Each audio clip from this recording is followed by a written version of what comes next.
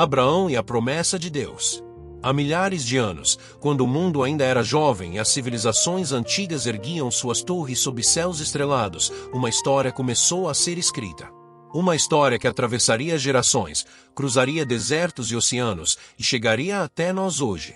É a história de um homem chamado Abraão e da promessa que Deus lhe fez. Uma promessa que mudaria não apenas sua vida, mas o destino de toda a humanidade. Esta é uma jornada de fé, de obediência, de dúvidas e de milagres. É a história de como um homem comum tornou-se pai de nações e de como Deus cumpre suas promessas, mesmo quando tudo parece impossível. Prepare seu coração para mergulhar nesta narrativa antiga, mas eternamente relevante. Feche os olhos, se quiser, e deixe que as palavras o transportem para aqueles dias distantes, para aquelas terras áridas, para aquele encontro que mudou tudo. Nossa história começa em Ur dos Caldeus, uma das mais prósperas e antigas cidades da Mesopotâmia. Imagine uma metrópole cercada por muralhas espessas de tijolos cozidos ao sol, com portões imensos guardados dia e noite. Suas ruas estreitas e sinuosas eram ladeadas por casas de adobe, algumas de 2 andares, com telhados planos onde as famílias se reuniam ao entardecer para fugir do calor sufocante do dia. No centro da cidade, dominando a paisagem, erguia-se o zigurat, uma torre escalonada dedicada ao deus Luanana. Era uma estrutura imponente, com degraus que pareciam alcançar os céus, pintada com cores vibrantes que brilhavam sob o sol escaldante. Ao redor do templo, sacerdotes vestidos com longas túnicas realizavam rituais diários, queimando incenso cujo aroma se espalhava pelas ruas, misturando-se ao cheiro de pão assando nos fornos, de animais nos currais e do rio Eufrates que serpenteava perto da cidade. Era ali, naquele centro de comércio e idolatria, que vivia um homem chamado Abrão. Ele não era diferente dos outros habitantes de Ur. Criado em meio aos costumes locais, cercado por templos de ídolos e pela constante presença da religião politeísta que dominava a Caldeia. Seu pai, Terá, era um homem respeitado e a família tinha uma vida estabelecida, com propriedades, servos e uma posição social definida. Abrão caminhava pelas mesmas ruas todos os dias. Via os mercadores negociando tecidos da Índia, especiarias da Arábia, metais preciosos e grãos. Ouvia o barulho constante dos ferreiros martelando bronze e cobre, dos oleiros moldando vasos em suas rodas, das mulheres conversando enquanto enchiam seus jarros de água nos poços comunitários. A vida em Ur era previsível, segura, confortável, mas algo dentro de Abrão estava inquieto. Os deuses de pedra e madeira que cercavam a cidade não falavam a seu coração. As promessas vazias dos sacerdotes não traziam paz à sua alma. Havia um vazio que nem todas as riquezas de Ur podiam preencher. Então, em um momento que mudaria tudo, o Deus verdadeiro, o Criador dos céus e da terra, aquele que não habita em templos feitos por mãos humanas, falou com Abrão. Não sabemos exatamente como foi aquele primeiro encontro. A Bíblia não detalha se foi uma voz audível que ecoou na quietude da noite, se foi durante o dia, em meio aos seus afazeres, ou se foi uma convicção profunda e inabalável que se instalou em seu coração. O que sabemos é que foi inegável. Foi transformador. Foi divino. Deus disse a Abrão: sai da tua terra, da tua parentela e da casa de teu pai, e vai para a terra que te mostrarei. Farei de ti uma grande nação, te abençoarei. Engrandecerei o teu nome, e tu serás uma bênção. Abençoarei os que te abençoarem, e amaldiçoarei os que te amaldiçoarem. Em ti serão benditas todas as famílias da terra. Pause por um momento e considere o peso dessas palavras. Deus estava pedindo que Abrão deixasse tudo. Sua terra natal, com suas paisagens familiares, suas tradições ancestrais, seus lugares de memória. Sua parentela, os primos, tios, tias, toda a rede de relacionamentos que fornecia segurança e identidade naquela cultura tribal. E a casa de seu pai, o centro da estrutura familiar, a fonte de herança e proteção. E para onde ele deveria ir? Deus não disse. Apenas disse que mostraria o caminho. Era um chamado que exigia confiança cega, fé absoluta, obediência sem garantias tangíveis. Mas havia promessas. Promessas grandiosas. Abrão seria pai de uma grande nação. Seu nome seria engrandecido. Ele seria a fonte de bênção. E, mais impressionante ainda, através dele todas as famílias da terra seriam abençoadas. Esta última promessa apontava para algo muito maior do que Abrão poderia imaginar naquele momento, algo que alcançaria milênios no futuro. Abrão tinha 75 anos quando recebeu este chamado. Não era um jovem aventureiro em busca de novidades, mas um homem maduro, estabelecido, com uma vida construída. A decisão que tomou foi extraordinária. Ele creu. Simplesmente creu. Confiou na voz daquele Deus que não conhecia plenamente, mas que falava com autoridade que nenhum ídolo de Ur jamais possuíra. Imagine a preparação para aquela jornada. Abrão conversando com sua esposa Sarai, explicando o inexplicável, compartilhando uma promessa que parecia impossível, especialmente porque ambos já eram idosos e não tinham filhos. Sarai, com seus 65 anos, ouvindo que seu marido receberá um chamado de Deus para deixar tudo e partir para o desconhecido. Houve, sem dúvida, momentos de dúvida. Noites em que Abrão olhou para o céu estrelado sobre Ur e se perguntou se havia entendido corretamente. Dias em que a voz do pragmatismo sussurrava que ele estava sendo tolo, que estava arriscando demais, que deveria permanecer onde era seguro. Mas a fé prevaleceu. Abrão começou a organizar a partida. Reuniu seus servos e servas, que o acompanhariam nesta jornada incerta. Separou os rebanhos de ovelhas e cabras, o gado, os jumentos que carregariam as tendas e os suprimentos. Empacotou as poucas posses que poderiam levar, os objetos de valor, as provisões de água e alimento para a travessia do deserto. Seu sobrinho Ló, filho de seu irmão já falecido, decidiu acompanhá-los. Terá, seu pai, também se juntou à caravana, embora não fosse chegar ao destino final, pois faleceria na cidade de Harã, no meio do caminho. Então, em uma manhã como qualquer outra, mas que era diferente de todas as outras, a caravana se pôs em movimento. As rodas dos carros rangeram, os animais mugiram e baliram, as crianças correram entre as tendas dobradas, e Abrão deu o último olhar para as muralhas de Ur. Ele estava deixando a civilização para trás e caminhando em direção ao deserto, guiado apenas por uma promessa. A viagem de Ur até Canaã não era curta nem fácil. A caravana precisou seguir a rota das caravanas comerciais, um caminho que formava um crescente fértil, contornando o deserto sírio que era intransitável. Primeiro, seguiram ao longo do rio Eufrates, onde a terra ainda era verde e havia água abundante. As palmeiras balançavam ao vento, fornecendo sombra bem-vinda durante o dia. Ao entardecer, a caravana montava acampamento, estendendo as tendas de pele de cabra, acendendo fogueiras ao redor das quais as famílias se reuniam. À noite, o deserto se transformava. O calor sufocante do dia dava lugar a um frio penetrante. O céu se enchia de mais estrelas do que se poderia contar, espalhadas como diamantes sobre veludo negro. Abrão frequentemente saía de sua tenda e olhava para aquela imensidão. Ali, sob aquele dossel cósmico, ele sentia a presença de Deus, embora ainda não compreendesse plenamente para onde estava sendo conduzido. A caravana passava por pequenas aldeias e cidades. Em Harã, pararam por um tempo. Harã era uma importante encruzilhada comercial, uma cidade vibrante onde se cruzavam rotas vindas da Assíria, da Babilônia, do Egito e da Anatólia. Ali, Terá faleceu, e Abrão permaneceu até que Deus falou novamente, reiterando o chamado para que prosseguisse até Canaã. Quando finalmente retomaram a jornada, o caminho se tornou mais árduo. Deixaram para trás as margens verdejantes dos rios e adentraram regiões mais secas. O sol batia implacavelmente sobre eles. A areia penetrava em tudo, nas roupas, nos alimentos, nos olhos. A água precisava ser racionada cuidadosamente. Os dias se transformavam em semanas, as semanas em meses. Mas Abrão não voltou atrás. Cada passo era um ato de fé renovada. Finalmente, depois de uma jornada longa e exaustiva, a caravana cruzou as colinas da Palestina e chegou à terra de Canaã. Era uma terra diferente de Ur. Não tinha as grandes cidades muradas, os zigurates imponentes, o comércio fervilhante. Canaã era uma terra de colinas ondulantes cobertas de oliveiras e vinhedos, de vales férteis e planícies costeiras. A terra era habitada pelos cananeus, um povo que vivia em cidades-estado independentes, cada uma com seu próprio rei. Eles adoravam deuses como Baal e Azerá, realizavam rituais que incluíam práticas abomináveis e tinham uma cultura que em nada se assemelhava à que Deus desejava para seu povo. Abrão chegou primeiro a Siquém, uma cidade localizada em um vale entre o Monte Ebal e o Monte Gerizim. Era um lugar de grande beleza natural, onde havia um carvalho considerado sagrado pelos habitantes locais. Ali, algo extraordinário aconteceu.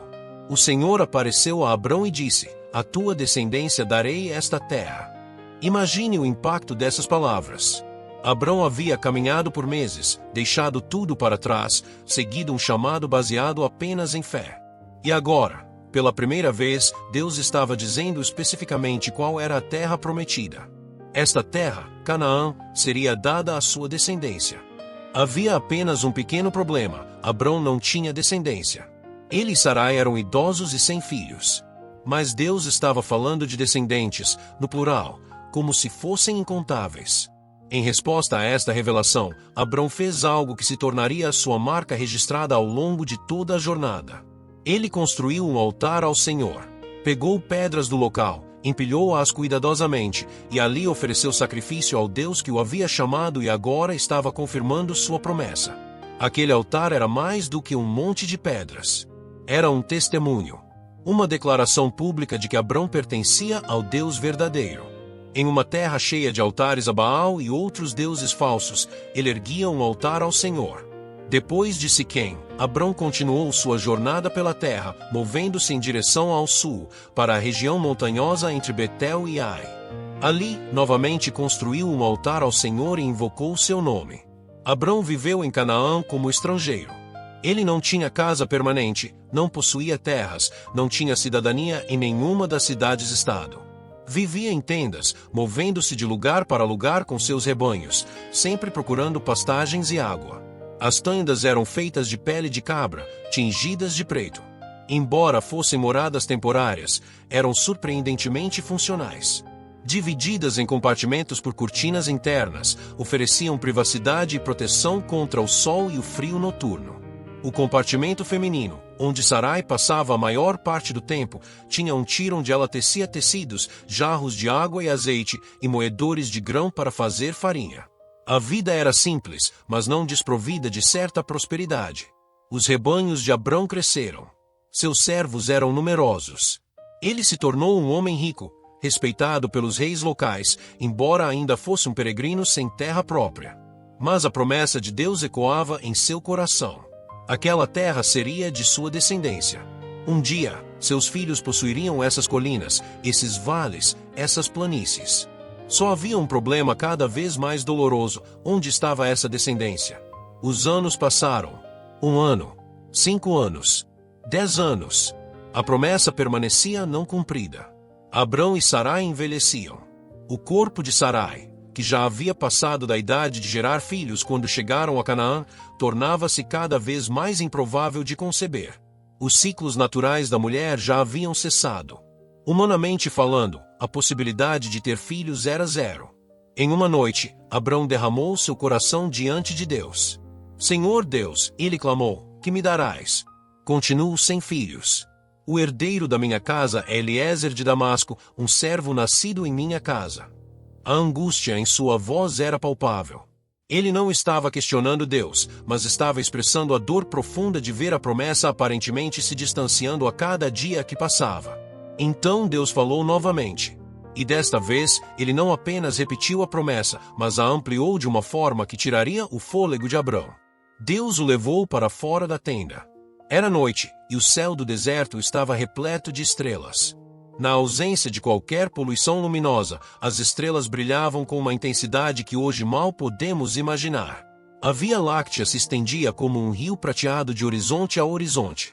Constelações cintilavam em cada direção. "Olha para os céus", disse Deus, "e conta as estrelas, se é que podes contá-las." Abrão olhou. Tentou contar.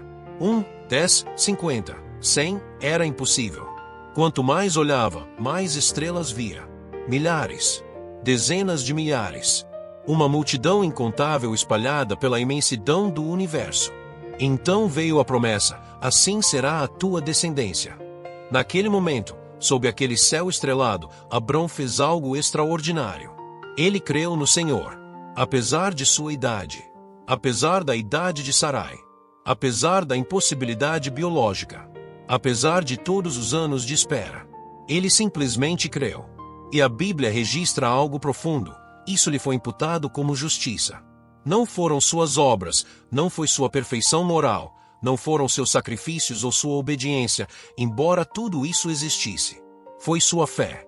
Sua confiança no Deus que promete e cumpre, mesmo quando tudo parece impossível. Deus então estabeleceu uma aliança com Abrão. Não era um simples acordo, mas um pacto sagrado e vinculativo. Para selar esta aliança, Deus instruiu Abrão a preparar um sacrifício peculiar. Abrão trouxe uma novilha de 3 anos, uma cabra de 3 anos, um carneiro de 3 anos, uma rolinha e um pombinho. Partiu os animais maiores ao meio, colocando cada metade em frente à outra, formando um corredor. Este era um costume antigo na celebração de alianças. Ambas as partes passariam entre os pedaços, simbolizando que se comprometiam sob pena de morte a cumprir os termos do acordo. Mas algo extraordinário aconteceu. Quando o sol se pôs e a escuridão desceu sobre o lugar, foi Deus, e somente Deus, quem passou entre os pedaços. Representado por um fogo fumegante e uma tocha acesa, Deus atravessou sozinho o corredor formado pelos animais sacrificados. O significado era profundo. Esta aliança dependia unicamente de Deus. Abrão não precisava passar entre os pedaços porque a responsabilidade de cumprir a promessa não recaía sobre ele, mas sobre o próprio Deus. Era uma aliança unilateral, baseada na fidelidade de Deus, não na perfeição humana. Naquele momento solene, Deus declarou: "A tua descendência dei esta terra, desde o rio do Egito até o grande rio Eufrates." Mais anos se passaram. Abrão agora tinha 99 anos. Quase um quarto de século havia transcorrido desde que receberá a promessa original. E ainda não havia filho. Foi então que Deus apareceu novamente a Abrão e disse: "Eu sou o Deus Todo-Poderoso. Anda na minha presença e sê perfeito. Estabelecerei a minha aliança entre mim e ti e te multiplicarei extraordinariamente." Abrão prostrou-se com o rosto em terra, reconhecendo a majestade e santidade daquele que lhe falava. E Deus continuou: "Quanto a mim, será contigo a minha aliança. Serás pai de numerosas nações. Já não te chamarás Abrão, mas Abraão, porque por pai de numerosas nações te constituí." O nome Abrão significava pai exaltado. Mas Deus estava mudando seu nome para Abraão, que significa pai de uma multidão. Cada vez que alguém o chamasse, seria uma reafirmação da promessa de Deus. Seu próprio nome seria um lembrete constante de que ele seria pai não apenas de uma nação, mas de muitas. Deus também mudou o nome de Sarai para Sara, ambos significando princesa, mas o novo nome trazia um senso de realeza e dignidade renovadas. Então veio a promessa mais específica ainda: "Sarai, tua mulher, te dará um filho, e lhe chamarás Isaque. Estabelecerei com ele a minha aliança, aliança perpétua para a sua descendência." Abraão tinha 99 anos. Sara tinha 89. A promessa parecia mais impossível do que nunca. Na verdade, quando Abraão ouviu isso, ele caiu com o rosto em terra e riu. Não era um riso de zombaria, mas de incredulidade misturada com maravilhamento. Como poderia um centenário ter um filho? Como poderia uma mulher de 90 anos dar à luz? Mas Deus respondeu com uma pergunta que ecoaria através dos séculos: acaso há alguma coisa difícil demais para o Senhor? Algum tempo depois, Abraão estava sentado à entrada de sua tenda nos carvalhais de Manre, no calor do dia. Era meio-dia, aquele momento em que o sol está no seu ponto mais alto, quando até os animais procuram sombra e os homens descansam. De repente, Abraão levantou os olhos e viu 3 homens em pé diante dele. Mesmo sob o sol escaldante, ele correu da entrada da tenda para recebê-los, prostrou-se em terra e ofereceu hospitalidade, como era costume naquela cultura. "Meu senhor", disse ele, "se agora tenho achado graça aos teus olhos, rogo-te que não passes do teu servo. Traga-se um pouco de água, lavem-se os pés e descansem debaixo da árvore. Trarei um bocado de pão para que vocês se refaçam." A hospitalidade no Oriente Médio antigo era sagrada, e Abraão a oferecia generosamente. Ele correu até Sara e pediu que ela preparasse pães. Correu até o rebanho e escolheu um bezerro tenro e bom, dando-o a um servo para prepará-lo rapidamente. Trouxe coalhada, leite e a carne preparada, e serviu aos visitantes enquanto eles comiam debaixo da árvore. Então um deles perguntou: "Onde está Sara, tua mulher?" "Ali, na tenda", respondeu Abraão. E o visitante disse: Certamente voltarei a ti no devido tempo, e Sara, tua mulher, terá um filho. Sara estava ouvindo à entrada da tenda, que ficava atrás do homem que falava. Quando ouviu essas palavras, ela riu consigo mesma. Depois de velha, pensou ela, e sendo também velho meu senhor, terei ainda prazer. Era um riso de incredulidade. Um riso que escondia décadas de dor, de esperanças frustradas, de promessas que pareciam eternamente adiadas. Sara havia chegado à conclusão de que nunca teria filhos. Seu corpo já havia passado por todas as mudanças da velhice. A ideia de engravidar e dar à luz parecia absurda, impossível, ridícula. Mas então o visitante se virou para Abraão e disse: por que Sara riu, dizendo: será verdade que ainda terei um filho, sendo velha? Acaso há alguma coisa difícil demais para o Senhor? No devido tempo voltarei a ti, e Sara terá um filho. Sara, com medo, negou: não ri. Mas ele respondeu: não é assim. Tu riste. Naquele momento, Sara percebeu que não estava diante de homens comuns. O Senhor mesmo havia visitado a tenda de Abraão. O Senhor foi fiel à sua palavra. No tempo determinado, exatamente como havia dito, Sara engravidou. Imagine a alegria, o espanto, o maravilhamento quando ela percebeu que estava grávida. Aos 90 anos de idade, seu corpo experimentava algo que não deveria ser biologicamente possível. Os meses passaram. Seu ventre cresceu. O bebê se mexia dentro dela. A realidade do milagre tornava-se mais tangível a cada dia. Então, Sara deu à luz um filho. Ali, na tenda, cercada provavelmente por servas que ajudavam no parto, com Abraão esperando ansiosamente do lado de fora, o impossível aconteceu. O filho da promessa nasceu. Eles o chamaram Isaque, que significa ele ri ou riso. O nome era uma lembrança permanente do riso incrédulo de ambos quando Deus prometeu o filho, mas agora era um nome de alegria, de celebração, de triunfo da fidelidade de Deus sobre a impossibilidade humana. Sara disse: Deus me deu motivo para rir, e todos os que ouvirem isso rirão comigo. E acrescentou: quem diria a Abraão que Sara amamentaria filhos? Pois lhe dei um filho na sua velhice. O riso de incredulidade havia se transformado em riso de alegria. A promessa que parecia nunca se cumprir havia finalmente se tornado realidade. 25 anos haviam se passado desde o chamado inicial de Deus a Abraão. Um quarto de século de espera, de fé, de confiança, de momentos de dúvida e momentos de reafirmação. Mas Deus havia cumprido sua palavra. Os anos passaram. Isaque cresceu. Deixou de ser um bebê e tornou-se um menino, depois um jovem. Era a alegria de Abraão e Sara. Mais do que isso, ele era a própria encarnação da promessa de Deus. Através dele viria a grande nação. Através dele todas as famílias da terra seriam benditas. Mas então, algo aconteceu que testaria a fé de Abraão de uma maneira que nada antes havia testado. Deus chamou: Abraão. Eis-me aqui, respondeu ele, como sempre fizera ao longo de todos aqueles anos. E Deus disse: toma teu filho, teu único filho, Isaque, a quem amas, e vai à terra de Moriá. Oferece-o ali em holocausto sobre um dos montes que te mostrarei. Pare. Leia essas palavras novamente. Deixe que seu peso se instale. Deus estava pedindo a Abraão que sacrificasse seu filho. O filho pelo qual esperou 25 anos. O filho do milagre. O filho da promessa. O único canal através do qual todas as promessas de Deus poderiam se cumprir. E Deus não estava pedindo que ele simplesmente oferecesse Isaque em serviço ou dedicação. A palavra usada era holocausto, um sacrifício em que o animal era completamente queimado no altar. Como Abraão reagiu? A Bíblia diz simplesmente: levantou-se Abraão de madrugada. Não há registro de questionamento. Não há descrição de uma noite angustiada. Não há palavras de protesto ou negociação. Abraão simplesmente obedeceu. Talvez a noite tenha sido longa e sem sono. Talvez Abraão tenha derramado lágrimas silenciosas enquanto Sara dormia ao seu lado.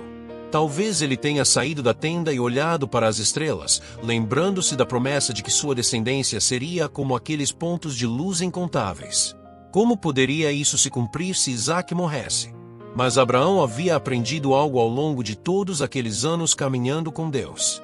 Ele havia aprendido que Deus é fiel, que Deus cumpre suas promessas, que quando Deus fala, ele pode fazer o impossível. A Bíblia nos diz que Abraão creu que Deus tinha poder até para ressuscitar Isaque dentre os mortos, se necessário. Ele confiava que, de alguma forma, Deus cumpriria a sua promessa, mesmo que isso exigisse um milagre ainda maior do que o nascimento de Isaque. Na manhã seguinte, Abraão levantou-se cedo, albardou seu jumento, cortou lenha para o holocausto, chamou 2 de seus servos Isaque, seu filho, e partiram juntos para o lugar que Deus lhe havia indicado. Era uma jornada de 3 dias. 3 dias caminhando sob o sol. 3 dias de silêncio pesado. 3 dias em que Abraão carregava o peso do que estava prestes a fazer.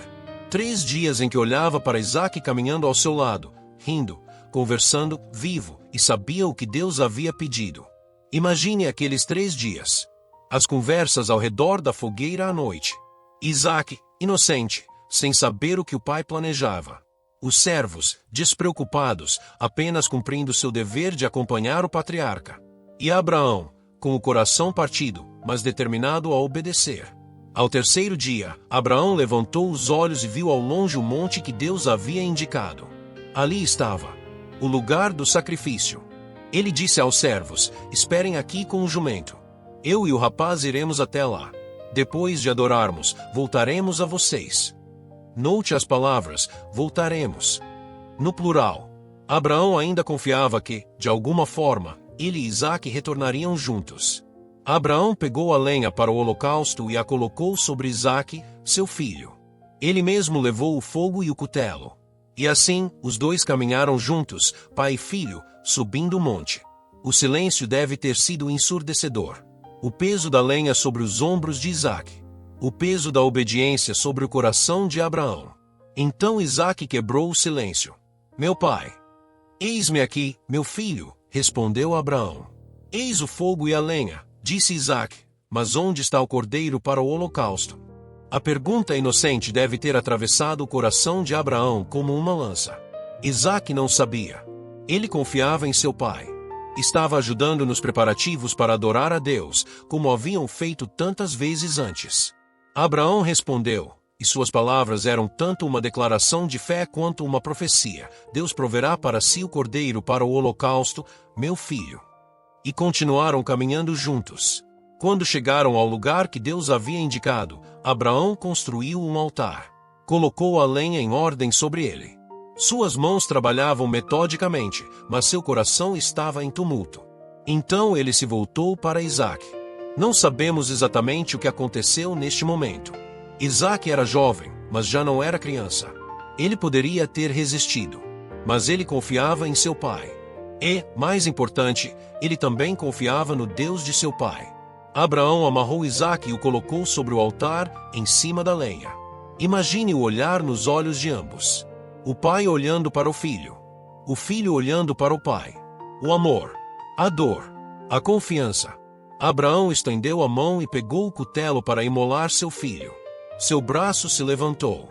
O cutelo brilhou sob o sol. Este era o momento. Não havia mais como voltar atrás. Mas então, do céu, uma voz chamou: Abraão! Abraão! Eis-me aqui, ele respondeu, como sempre fizera. Não estendas a mão sobre o rapaz, disse o anjo do Senhor. Não lhe faças nada. Agora sei que temes a Deus, pois não me negaste teu filho, teu único filho. O cutelo caiu da mão de Abraão. O alívio, a gratidão, a adoração inundaram seu ser. Deus havia visto. Deus havia provido. Deus havia interrompido o sacrifício no último momento possível. Abraão levantou os olhos e olhou ao redor. Ali, preso pelos chifres em um arbusto, estava um carneiro. Deus havia provido o sacrifício, exatamente como Abraão havia dito a Isaque. Ele desamarrou seu filho. Eles devem ter se abraçado, lágrimas correndo pelos rostos de ambos. Então Abraão pegou o carneiro e o ofereceu em holocausto em lugar de seu filho. Abraão chamou aquele lugar de O Senhor Proverá. E até hoje se diz: no monte do Senhor se proverá. O anjo do Senhor chamou Abraão uma segunda vez do céu e disse: Por mim mesmo jurei, diz o Senhor, que porque fizeste isso e não me negaste teu filho, teu único filho, certamente te abençoarei e certamente multiplicarei a tua descendência como as estrelas dos céus e como a areia na praia do mar. A tua descendência possuirá a porta dos seus inimigos. Nela serão benditas todas as nações da terra, porque obedeceste à minha voz. A promessa foi reafirmada, ampliada, confirmada com um juramento divino. Abraão havia passado no teste. Sua fé, testada e refinada através de décadas, havia sido provada genuína. Ele estava disposto a dar a Deus até mesmo aquilo que era mais precioso para ele, confiando que Deus era capaz de cumprir suas promessas de qualquer maneira. E Deus, que nunca havia realmente pretendido que Isaque morresse, mas queria revelar o que estava no coração de Abraão, recompensou aquela fé extraordinária. Abraão e Isaque desceram o monte juntos. Voltaram para os servos que esperavam. E retornaram para casa, onde Sara os aguardava. A história de Abraão é a história de um homem que aprendeu a caminhar pela fé, não pela vista. Um homem que confiou em Deus quando tudo ao seu redor dizia que era impossível. Um homem que deixou a segurança e o conforto para seguir um chamado divino. Um homem que esperou 25 anos pelo cumprimento de uma promessa. Um homem que estava disposto a sacrificar até mesmo o presente mais precioso que havia recebido, confiando que Deus sabia o que fazia. E Deus foi fiel. Cada promessa que fez a Abraão foi cumprida. Através de Isaque veio Jacó, através de Jacó vieram as 12 tribos de Israel. Através de Israel vieram reis, profetas, e finalmente, séculos depois, nasceu em Belém aquele que era o verdadeiro cumprimento da promessa de que em Abraão todas as famílias da terra seriam benditas. Jesus Cristo, o Messias, o Cordeiro de Deus que tira o pecado do mundo, era descendente de Abraão. E através dele, a promessa alcançou não apenas Israel, mas todas as nações, todos os povos, todas as línguas. A história de Abraão nos ensina que Deus é fiel, que suas promessas são verdadeiras, que vale a pena confiar nele, mesmo quando o caminho é incerto, mesmo quando a espera é longa, mesmo quando o teste é difícil. Abraão foi chamado amigo de Deus. Ele foi pai de uma multidão. Seu nome foi engrandecido. E através dele, através de sua obediência, através de sua fé, as bênçãos de Deus alcançaram a todos nós. Esta é a história de Abraão e a promessa de Deus. Uma história antiga, mas eternamente relevante. Uma história de fé, de obediência, de paciência, de confiança. Uma história que nos convida a perguntarmos: em que estamos confiando? Que promessas de Deus estamos aguardando? Estamos dispostos a seguir, mesmo quando não sabemos para onde vamos? Estamos dispostos a esperar, mesmo quando o tempo parece longo demais? Estamos dispostos a obedecer, mesmo quando o pedido parece impossível? Que possamos, como Abraão, ser homens e mulheres de fé. Que possamos ouvir a voz de Deus e obedecê-la. Que possamos confiar em suas promessas, mesmo quando todas as circunstâncias dizem o contrário. Porque o Deus que chamou Abraão, o Deus que prometeu e cumpriu, o Deus que provou no Monte Moriá, é o mesmo Deus hoje. Ele ainda chama. Ele ainda promete. Ele ainda é fiel. E para ele, nada, absolutamente nada, é difícil demais.